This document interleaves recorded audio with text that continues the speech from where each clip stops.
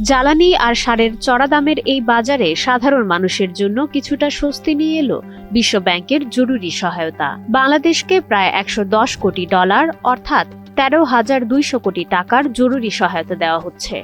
26 June শুক্রবার দুটি পৃথক প্রকল্পের আওতায় এই অর্থায়নের অনুমোদন দেওয়া হয়েছে।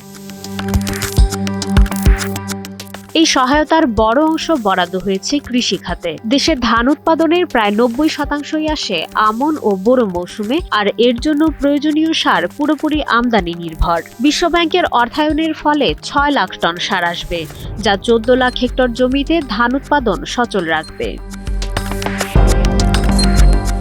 শুধু কৃষি জমি নয়, এই অর্থ সরাসরি পৌঁছে যাবে মানুষের হাতেও। ক্ষতিগ্রস্ত পরিবার ও ছোট উদ্যোক্তারা পাবেন নগদ সহায়তা। এছাড়া বিদ্যুৎ, পানি ও ওষুধের মতো জরুরি সেবাগুলো যেন নিরবচ্ছিন্ন থাকে, সেই ব্যবস্থাও করা হচ্ছে। সংকটকালে জীবনযাত্রার মান স্বাভাবিক রাখতে এই $1.1 বিলিয়ন সহায়তা এখন অর্থনীতির জন্য বড় একটি সহায়তা হতে পারে, এমনটাই মনে করছেন সংশ্লিষ্টরা। মাইশা মালিহা, সময়ের আলো।